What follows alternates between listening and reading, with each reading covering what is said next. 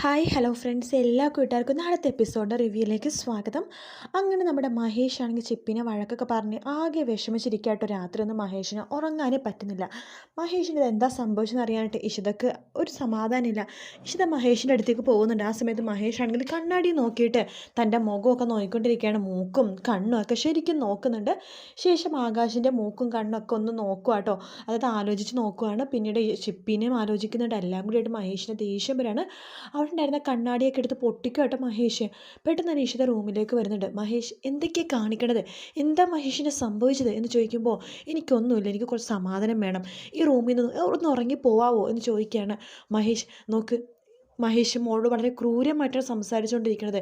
ഇങ്ങനെ പോയാൽ ശരിയാവില്ല മഹേഷ്, ഏത് നേരവും മഹേഷ് ഇങ്ങനെ തന്നെയാണ്, എപ്പോഴും മഹേഷ് ഇങ്ങനെ തന്നെയാണ്, എന്താ കാരണം ചോദിക്കുമ്പോൾ ദൈവത്തെ ഓർത്ത് ഒന്ന് ഇറങ്ങിപ്പോ എന്ന് പറയാണ്. നമ്മുടെ ഇഷിത അവിടെ നിന്ന് ഇറങ്ങിപ്പോവാട്ടോ. അങ്ങനെ രാത്രി ഫുള്ളും മഹേഷ് ഓരോന്നൊക്കെ ആലോചിച്ച് പൊട്ടിക്കരഞ്ഞുകൊണ്ടിരിക്കുകയാണ്. ശേഷം രാവിലെ ആകുമ്പോഴേക്കും ചിപ്പി രാവിലെ തന്നെ എഴുന്നേൽക്കുന്നുണ്ട്. മഹേഷ് എഴുന്നേക്കാൻ താമസിച്ചാണ്, കാരണം മഹേഷ് വെള്ളമൊക്കെ അടിച്ചിട്ട് എഴുന്നേക്കാൻ താമസിക്കും കേട്ടോ. അങ്ങനെ ചിപ്പി എഴുന്നേറ്റ് കഴിയുമ്പോഴേക്കും നമ്മുടെ ഇഷിത ഭക്ഷണമൊക്കെ ചിപ്പിക്ക് വാരി കൊടുക്കുകയാണ്. പെട്ടെന്നാണ് അവിടേക്ക് മഹേഷ് വരുന്നത്. മഹേഷിൻ്റെ പോക്കറ്റിൽ ഒരു തുണി പുറത്തേക്ക് ചാടി കിടക്കുന്നുണ്ടാകും. അത് കാണുമ്പോഴേക്കും ചിപ്പി പൊട്ടിച്ചിരിക്കുകയാണ്. അമ്മേ ദേ അച്ഛമ്മ അച്ചാച്ച നോക്കിയേ, അച്ഛനെ വാല് എന്ന് പറഞ്ഞിട്ട് പൊട്ടിച്ചിരിക്കുക കേട്ടോ. അത് കേൾക്കുമ്പോൾ പോലും മഹേഷിന് ചിരി വരുന്നില്ല. മഹേഷ് അതുപോലും വല്ലാത്ത സീരിയസ് ആയിട്ട് എടുക്കുന്നത്.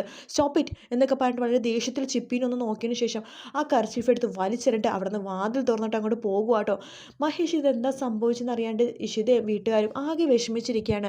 ചിപ്പി വീണ്ടും ഇങ്ങനെ കരഞ്ഞുകൊണ്ടിരിക്കുന്ന സമയത്ത് നമ്മുടെ ഇഷിത പറയണ്ട, സാരില്ല മോളെ, ഞാൻ പറഞ്ഞില്ലേ ഓഫീസിൽ വലിയ എന്തോ പ്രശ്നം നടന്നിരിക്കുക, ഡാഡിക്കാണെങ്കിൽ ഒരു സമാധാനമില്ല, ഡാഡി ഇത്രയും കഷ്ടപ്പെട്ടല്ലോ ഓഫീസിന്, മോൾക്കറിയാലോ എത്രമാത്രം ഡാഡി കഷ്ടപ്പെടണമെന്ന്. അപ്പോൾ ആ ഒരു കാര്യങ്ങളൊക്കെ നഷ്ടപ്പെട്ടു പോകുമ്പോൾ ഉള്ള ഡാഡിക്കുള്ളൊരു വിഷമമാണ് എന്നൊക്കെ പറയുകയാണ്. അങ്ങനെ ഇഷിത ചിപ്പിനെ ആശ്വസിപ്പിച്ചതിന് ശേഷം സ്കൂൾ വണ്ടി വരുമ്പോഴേക്കും വണ്ടിയിൽ ഇങ്ങനെ പറഞ്ഞയക്കാണ്. ശേഷം ഇഷിത വീട്ടിലേക്ക് കയറിയിട്ട് നമ്മുടെ രാമനാഥനോട് സ്വപ്നമെടുത്ത് മഞ്ജുമെടുത്തും പറയുന്നുണ്ട്, മഹേഷിൻ്റെ ഈ പ്രതികരണം ഒട്ടും ശരിയല്ല, മഹേഷ് ഇങ്ങനെ പോവുകയാണെങ്കിൽ ചിപ്പി മഹേഷിനെ വെറുത്തു തുടങ്ങും, എന്താ കാരണമെന്ന് മഹേഷ് പറയുന്നില്ല. മഹേഷിന് എന്തെങ്കിലും പ്രശ്നമുണ്ടോ എന്ന് ചോദിക്കുമ്പോഴേക്കും സ്വപ്നവല്ലിയും അതുപോലെ തന്നെ രാമനാഥനും പരസ്പരം മുഖത്തോട് മുഖം നോക്കിയിരിക്കുകയാണ്. എന്താ, എന്തെങ്കിലും പ്രശ്നമുണ്ടോ എന്ന് ചോദിക്കുമ്പോഴേക്കും അത് മോളെ എന്ന് പറയുമ്പോൾ അങ്ങനെ വലിയ പ്രശ്നമൊന്നും ഇല്ല എന്ന് പറയാണ്. അതിനുശേഷം ഇഷ്ട പറയണ്ട, എന്താണെങ്കിലും ഞാനത് കണ്ടുപിടിച്ചോളാം എന്നൊക്കെ പറഞ്ഞിട്ട് ഇഷിത അവിടെ നിന്ന് പോകുക കേട്ടോ. ശേഷമാണെന്നുണ്ടെങ്കിൽ ഇഷിത പറയുന്നത് ഹോസ്പിറ്റലിൽ പോയി കഴിയുമ്പോഴേക്കും സ്വപ്നവല്ലി രാമനാഥനോട് പറയുന്നുണ്ട്, രാമ അതെ, ഇഷിതക്ക് ഇതുവരെ അറിയില്ല അവനൊരു അനിയനുള്ള കാര്യം, വിനോദിൻ്റെ കാര്യമാണ് ഞാൻ പറഞ്ഞത്.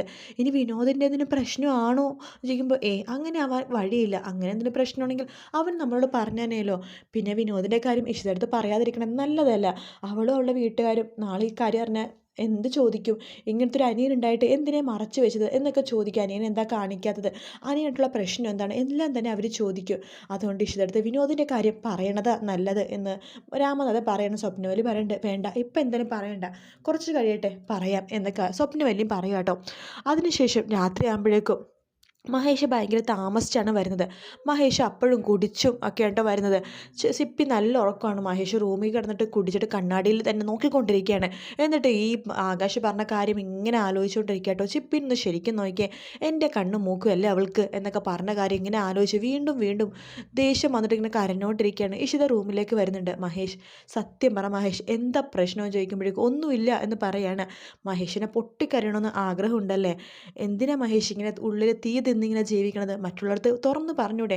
മഹേഷിൻ്റെ പ്രശ്നങ്ങൾ ചിലപ്പോൾ എനിക്ക് പരിഹരിക്കാൻ പറ്റില്ലായിരിക്കും, പക്ഷെ അതിനൊരു എന്തെങ്കിലും ഒരു സൊല്യൂഷൻ പറഞ്ഞാൽ എനിക്ക് പറ്റുമായിരിക്കും.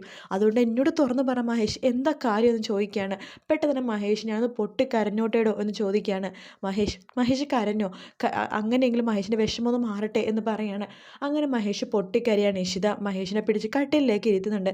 ശേഷം ഇഷിതയും കട്ടിലേക്ക് ഇരിക്കുക കേട്ടോ. എന്താ മഹേഷ്, എന്നോട് പറ, എന്താ കാര്യം, ഞാൻ കൂടെയുണ്ട് മഹേഷിൻ്റെ. എടോ ഞാൻ ഈ സത്യം പറഞ്ഞാൽ ചിലപ്പോൾ താൻ പോലും ചിപ്പിനെ വെറുക്കോ എന്നെനിക്ക് പേടിയുണ്ട്. ഞാൻ ഒരിക്കലും അങ്ങനെ ചെയ്യില്ല. അത്രമാത്രം എന്ത് പ്രശ്നമുള്ളത് മഹേഷ് എന്ന് ചോദിക്കുമ്പോൾ അത് കഴിഞ്ഞ ദിവസം എന്താണ് നമ്മളൊരു ആനിവേഴ്സറിക്ക് പോയില്ലേ, ആ ദിവസം ആകാശ് എന്നോടൊരു കാര്യം പറഞ്ഞു, ഞാൻ അതന്നെ ആലോചിച്ചുകൊണ്ടിരിക്കുന്നത്. ആകാശോ, അയാളല്ലെങ്കിലും മഹേഷിനെ വേദനിപ്പിക്കാനും വിഷമിപ്പിക്കാനും എന്തെങ്കിലുമൊക്കെ തരികിട പരിപാടി പറയുമല്ലോ. എന്താ ഈ പ്രാവശ്യം അയാൾ പറഞ്ഞത് എന്ന് ചോദിക്കുകയാണ്. അത് പറയാൻ തന്നെ എനിക്ക് മടിയാവണടോ, ഇതിൻ്റെ അച്ഛനും അമ്മയൊക്കെ പറഞ്ഞാൽ അവർക്ക് അതിനേക്കാളും വിഷമവും. മഹേഷ് എന്താണെങ്കിലും എന്നോടൊന്ന് തുറന്ന് പറ മഹേഷ് എന്ന് പറയാണ്. അത് ചിപ്പി എൻ്റെ മോളല്ലെന്ന് അത് ആകാശിൻ്റെ മോളാണെന്ന്. പിന്നെ അവളും പറഞ്ഞു, ആ രചന എന്ന് പറഞ്ഞവൾ, അവൾ പറയാ ചിപ്പിയുടെ അമ്മ അവളാണ്, പക്ഷെ അച്ഛൻ ആകാശാണെന്ന്. 5 വയസ്സായി ചിപ്പിക്ക്. അവളും ആകാശും തമ്മിലുള്ള ബന്ധം തുടങ്ങിയിട്ട് ഇന്നേക്ക് 6.5 വർഷമായി. അപ്പോൾ അങ്ങനെ നോക്കുകയാണെങ്കിൽ ഇനി ചിപ്പി എങ്ങാനും ആകാശിൻ്റെ മോളാണോ? എനിക്കത് സഹിക്കാൻ പറ്റില്ല. എനിക്ക് പറ്റില്ല എന്ന് പറയാണ്. അത് കേൾക്കുമ്പോഴേക്കും ഇഷിതക്കും ആകെ വിഷമമായി പോവാട്ടോ. കാരണം ഇത്രയും വലിയൊരു ഭാരം മഹേഷ് ചുമന്നുകൊണ്ട് നടക്കുമായിരുന്നല്ലോ എന്ന്. മഹേഷിനോട് ഇഷിത പറയുന്നുണ്ട്, മഹേഷ് നോക്ക്, ഞാനൊരു കാര്യം പറയട്ടെ, ചിപ്പി മഹേഷിൻ്റെ മകൾ തന്നെയാണ്. മഹേഷ് എന്തിനാ ഇങ്ങനെ സംശയിക്കണത്? ആകാശിൻ്റെ മകളാണ് ചിപ്പി എന്നുണ്ടെങ്കിൽ ആകാശ് ഇങ്ങനെ കൂടെ നിർത്തോ? മഹേഷിൻ്റെ കൂടെ നിൽക്കാൻ സമ്മതിക്കോ? മാത്രമല്ല ചിപ്പിനെ ഇങ്ങനെ ദ്രോഹിക്കുമോ എന്ന് തോന്നുന്നുണ്ടോ? മാത്രമല്ല, ചിപ്പി ആദ്യമായിട്ട് രചന മഹേഷിനെ ഉപേക്ഷിച്ച് പോയ ദിവസം ഒന്ന് ആലോചിച്ച് നോക്ക്. അന്ന് കുഞ്ഞിനെ കൊണ്ടുപോണ്ടാ പോയത്. അങ്ങനെ ആകാശിൻ്റെ കുഞ്ഞാണെന്നുണ്ടെങ്കിൽ ആകാശിൻ്റെ കുഞ്ഞിനെ കൊണ്ടേ പോവുള്ളായിരുന്നു രചന. രചന കുഞ്ഞിനെ ഉപേക്ഷിച്ച് പോകണമെങ്കിൽ അതിനർത്ഥം എന്താണ്? മഹേഷിൻ്റെ കുഞ്ഞാണ്. അതുകൊണ്ടാണ് രചന കുഞ്ഞിനെ ഉപേക്ഷിച്ച് പോയത്. ഒന്ന് കോമൺ സെൻസ് ഉപയോഗിച്ച് ചിന്തിക്കുക മഹേഷ് എന്നൊക്കെ പറയാണ്. മഹേഷ് പറഞ്ഞിട്ട്, ശരിയാ, താൻ പറഞ്ഞതൊക്കെ ശരിയാ, അതൊക്കെ ഞാനും ആലോചിച്ച കാര്യങ്ങളാണ്. പക്ഷേ അങ്ങനെയൊന്നും അല്ല. ശരിയാ, ഇപ്പം എൻ്റെ മനസ്സിലൊരു സംശയമുണ്ട്. ഞാൻ എന്താ ചെയ്യേണ്ടത് ഇഷിത എന്ന് പറയുമ്പോൾ, മഹേഷ് ഒന്നും ടെൻഷൻ അടിക്കണ്ട. അയാളുടെ കയ്യിൽ DNA ടെസ്റ്റിലെ റിപ്പോർട്ടും കാര്യങ്ങളൊക്കെ ഉണ്ടെന്നല്ലേ പറയണത്. അയാൾ ആ റിപ്പോർട്ടായിട്ട് വരട്ടെ. ഞാൻ ഒരു ഡോക്ടറാണ്, എനിക്കും അറിയാം കാര്യങ്ങളൊക്കെ എന്ന് പറയാണ്. അങ്ങനെ നമ്മുടെ ഇഷിത രാവിലെ തന്നെ ആകാശിൻ്റെ അടുത്തേക്ക് പോവാണ്. അതിനുശേഷം ചോദിക്കുന്നുണ്ട്, അതെ, നിങ്ങൾ എൻ്റെ ഭർത്താവിൻ്റെ അടുത്ത് വളരെ മോശമായിട്ടാണ് സംസാരിച്ചത്. ചിപ്പി എന്തോ നിങ്ങളുടെ മകളാണെന്നെന്തോ പറഞ്ഞു, എന്താ സത്യമാണ്? ആകാശം ചോദിക്കുമ്പോൾ ഡോക്ടർ ഇഷിത അത് സത്യമാണ് എന്ന് പറയാണ്. നോക്ക്, ഇഷിത നമ്മുടെ ഫാമിലി ഫ്രണ്ടാണ്, ഞങ്ങളുടെ ഫ്രണ്ടാണ്, അതുകൊണ്ട് സത്യം പറയാലോ. ആകാശിൻ്റെ മോള് തന്നെയാണ് ചിപ്പി എന്ന് പറയാണ് രചന. അത് കേൾക്കുമ്പോഴേക്കും പെട്ടെന്ന് തന്നെ ഇഷിത വഴക്ക് പറയാട്ടോ, നിങ്ങൾക്ക് നാണമില്ലേ ഒരു ഡോക്ടറുടെ മുമ്പിൽ ഇങ്ങനെ പറയാനായിട്ട്? എനിക്കൊരു ഒറ്റ സെക്കൻഡ് മതി ഇത് തെളിയിക്കാനായിട്ട്. എന്താ അങ്ങനെ വേണോ? ഞാനൊരു ഡോക്ടറാണെന്ന് പറഞ്ഞ കാര്യം മറന്നു പോയിട്ടാണ് നിങ്ങൾ ഇങ്ങനെയൊക്കെ സംസാരിക്കണതെന്ന് ചോദിക്കുകയാണ്. നിങ്ങൾ ആ DNA ടെസ്റ്റിൻ്റെ റിപ്പോർട്ട് തന്നതെന്ന് ചോദിക്കുമ്പോൾ, അത് DNA ടെസ്റ്റിൻ്റെ റിപ്പോർട്ട് അത് എവിടെ വെച്ചെന്ന് മറന്നു എന്നൊക്കെ പറയണം. എന്നാൽ എനിക്ക് സത്യം അറിയണം, ഞാൻ ഇന്നലെ DNA ടെസ്റ്റ് ചെയ്യാൻ പോവാം, മഹേഷിൻ്റെ മകളാണോ ചിപ്പി എന്ന് അറിയണമല്ലോ എന്ന് പറയുമ്പോൾ രചന പറയുന്നുണ്ട്, ഇഷിത ക്ഷമിക്കണം, അത് ഞങ്ങൾ വെറുതെ പറഞ്ഞതാണ് മഹേഷിനോട് തകർക്കാൻ വേണ്ടിയിട്ട്. മഹേഷിൻ്റെ മകൾ തന്നെയാണ് ചിപ്പി എന്ന് പറയാണ്. ഇത് കേൾക്കുന്ന ഇഷിതക്ക് സന്തോഷമാവാണ്. ഇഷിത അതൊക്കെ റെക്കോർഡ് ചെയ്യുന്നുണ്ട് കേട്ടോ. ശേഷം നമ്മുടെ ആകാശിനെ രചനടുത്ത് പറഞ്ഞു, നിങ്ങൾക്ക് നാണമില്ലേ? മഹേഷ് നിങ്ങളുടെ അടുത്ത് അങ്ങോട്ടേക്ക് ഒന്നിനും വരുന്നില്ലല്ലോ, പിന്നെ നിങ്ങൾ എന്തിനാ എപ്പോഴാണ് ഇങ്ങോട്ടേക്ക് വരുന്നത്? നോക്ക്, മഹേഷിൻ്റെ ഭർത്താവാണ്. എൻ്റെ ഭർത്താവിനെ വിഷമിപ്പിക്കുന്ന എന്തെങ്കിലും കാര്യം നിങ്ങളുടെ ഭാഗത്ത് നിന്ന് ഉണ്ടായാലുണ്ടല്ലോ, നോക്ക്, ഇതുപോലെ എല്ലാവർക്കും എന്നെ പ്രതികരിക്കുന്നുണ്ടാവുക, ഓർത്തോ എന്ന് പറഞ്ഞിട്ട് നമ്മുടെ ഇഷിത അവിടെ നിന്ന് പോവുകയാണ്. ശേഷം മഹേഷിനെ വിളിച്ചു വരുത്തിയിട്ട് ഈ സന്തോഷ വാർത്ത മഹേഷിനോട് പറയുന്നുണ്ട്. മഹേഷിനും ഭയങ്കര സന്തോഷമാവാണ്. എന്തായാലും ഇഷിത തന്നെയാണ് ഈ കാര്യങ്ങളൊക്കെ കണ്ടുപിടിക്കുന്നത് കേട്ടോ.